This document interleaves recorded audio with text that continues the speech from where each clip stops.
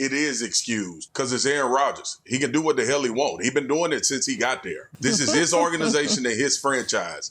Big news happening today, despite the fact that Aaron Rodgers said he was going to buckle down and give the New York Jets his all this upcoming season. No more games, no more BS. Well, Aaron Rodgers is not at the first day of mandatory minicamp. This is mandatory minicamp and unexcused absence. Aaron Rodgers is not there. Fans are wondering, is this guy really committed to football? What the hell is going on now? So let's keep in mind, Aaron Rodgers' contract with the Jets was not entirely expensive. It's still franchise quarterback money, but technically Aaron Rodgers, when he did sign with the Jets, did a reworked contract in July of 2023 where he voluntarily reduced his salary by about $35 million over the next 2 seasons. This was seen as Aaron Rodgers going all in on the New York Jets, trying to give it his all, making it not even about the money. The dude could be making $50 million a year. Instead, he's doing $35 million a year. Aaron Rodgers is now 40, but he was 39 when he signed that 2-year, $75 million contract that is fully guaranteed. That's a steal. Getting Aaron Rodgers for $33 million a year, insanely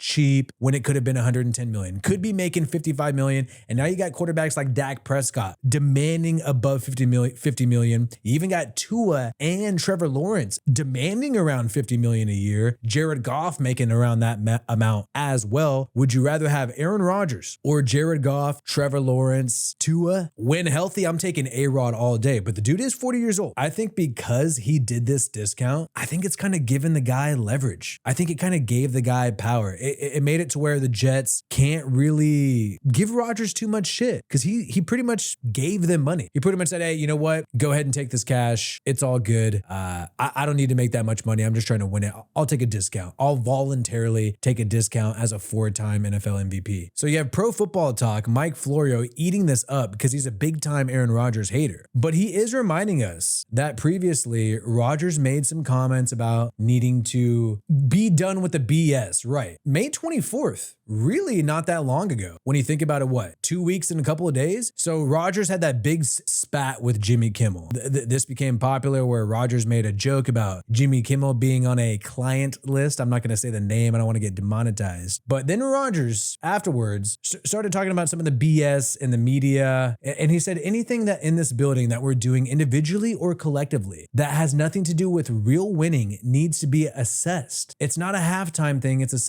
not a sometimes thing. It's not a most of the time thing. It's an every time thing. If you want to be a winning organization and to put yourself in a position to win championships and be competitive, everything that you do matters. And the bullshit that has nothing to do with winning needs to get out of the building. So that'll be the focus moving forward. So Rodgers, the BS that has nothing to do with winning. This is his final press conference in his first season with the Jets. Well, now there's more BS in the building and it seems to be coming from Aaron Rodgers. He's not present at mandatory minicamp. He opted to attend an event instead that is very important to him. Robert Saleh, Aaron Rodgers, all of these people know it's going to be a huge mess if Aaron Rodgers does not attend mandatory minicamp. I don't know what this event is that Rodgers has to go to, but you know it's going to be a huge story, a big freaking deal when he's not at minicamp. It's the number one story in the NFL right now because one of the greatest quarterbacks of all time at a certain point, maybe, in the Achilles injury was a big deal. Who knows? Guys only played one snap, a couple snaps as a New York Jet. Who knows if he's the GOAT still, but he was the GOAT. When the GOAT's not at practice, it's going to make the headlines. It's the number one story in the NFL. That's what's happening right now with Aaron Rodgers. It's going to make the job hard for Robert Saleh. Is Robert Saleh on the hot seat? I think Robert Saleh is on the hot seat. The owner of the Jets, Woody Johnson, has spent a shit ton of money on the New York Jets. And even though it's nobody's fault that Rodgers got hurt, they still didn't do well outside of Rodgers. And it's like they put all their eggs in the Rodgers basket plus the Quinnen Williams basket. And if that does not work out, they're shit out of luck. And they proved that this past year. So Saleh's on the hot seat. His job's already hard enough. You even had Rodgers mention the fact that they're all on the hot seat. He said this around OTAs that shit's rough for the Jets right now and they might all be gone. Well, I think if I don't do what I know I'm capable of doing, we're all probably going to be out of here. So I like that kind of pressure, though. So Rodgers openly admits he knows there's high pressure on this year. Last year was a dud. Not only is Aaron Rodgers going to be out of there if things don't go well this year, but also Robert Saleh, also GM Joe Douglas. This is what he knows. This is what he's bringing up. He's fully aware of it and still not attending mandatory minicamp. That's the way the NFL is. I'm not saying anything monumental as you guys are typing away and putting your tweets out. This is how it is every single year. You might not just say it, but as you get older in the league, if you don't perform, they're going to get rid of you or bring in the next guy to take over. I mean, it happened in Green Bay. So, and I'm, a few years older than I was back then. So he seems still salty about the fact that he was replaced in Green Bay. I mean, the guy pretty much wanted out of Green Bay towards the end of it. It looked like that. He was always salty about the fact that they drafted Jordan Love in the first round. I get that. But he's aware it's a high pressure situation. He's aware that they're going to get rid of you if you don't perform well. And that's why it's a big deal that the guy is not at mandatory minicamp. Robert Saleh is trying to clean up the mess, trying to give an explanation. And it's also bad when reporters and people have this ammo on Rodgers. They have recordings like I just showed you, showing it's a make or break year for Aaron Rodgers, showing that he knows that he has to get it done this year. And we also have the previous quotes that we brought up from May where all the excessive BS needs to stop. It's not about winning. And then we got this guy attending an event that's important to him. The second one is Aaron.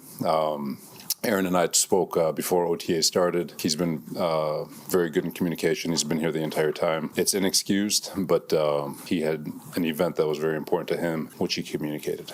Though they were both subject to the CBA fine schedule. And you see that? That's how you know somebody's nervous answering these questions. This is when they start doing the, when they start grinding around. When talking about Rodgers' excused absence, here we go. Both are inexcused. Both inexcused, yes. So are they getting fined? Though they were both subject to the CBA fine schedule. And then, and there's the ender right there. I gotta pause on that. That's always like, they're both subject to fines. This is going to be a shit show this year. So Rodgers at an event that's important to him, willing to take on the fines, not at practice. And this is a critical year. And you also have Hassan Reddick, which is actually a more interesting story, but nobody cares too much about it because it's a defensive player. Obviously, quarterback gets more attention. But Hassan Reddick, pass rusher, who was part of the Philadelphia Eagles last year, has had no contact with head coach Robert Saleh after being traded to New York. So traded from the Eagles to the Jets this past offseason, wanted a contract extension, hasn't gotten that yet, has not attended OTAs or mandatory minicamp. So total silence from Hassan Reddick. The Jets have 2 absences, unexcused, fines having to be doled out. Premier pass rusher who's supposed to help you out, not available, not talking to you. And now the quarterback dipping out on practice, who had to decide whether or not he wants to be RFK's VP mate or play football this year. So Aaron Rodgers has all of the talent in the world, but clearly, in my opinion, it's quite clear he's interested in other things besides football. And it's just a matter of time before this guy retires. He's getting involved into politics. He's getting involved into,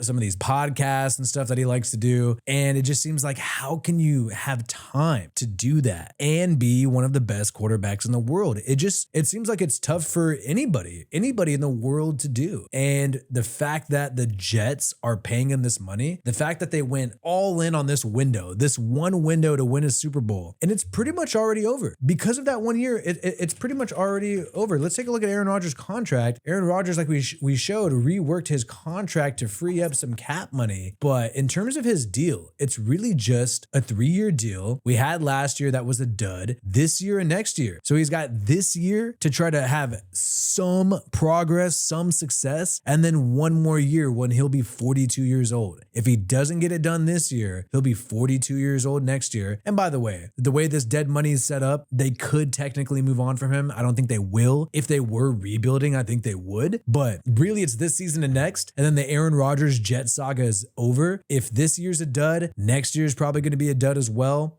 then it'll be all for nothing. All that hype, trading, paying the guy, setting it up to have the Super Bowl window with the Jets for these few years, it's all going to be for nothing. And I feel bad for Jets fans, man. This will be the second time the Jets have traded for a Packers QB, and it didn't work out. This is going to be the second time. So you had the Brett Favre fiasco before. Is this what's going to happen? Is Aaron Rodgers going to be part 2 of Brett Favre on the Jets? And look, the Jets could have grabbed Derek Carr. They could have grabbed him. They even had a meeting with Derek Carr potentially, and instead they went for Aaron Rodgers. I think Jets fans are kicking themselves right now being like, wow, obviously one guy is a future Hall of Famer, but you want somebody who's committed in their career right now to just winning football games? That's definitely Derek Carr over Aaron Rodgers. Right now, because Aaron Rodgers' head is in so many different directions, there's a ton of QBs I would be more comfortable with paying right now than Aaron Rodgers. And this is coming from a guy who was rooting for the Raiders to grab Aaron Rodgers because Devontae Adams is there after the Carr fiasco.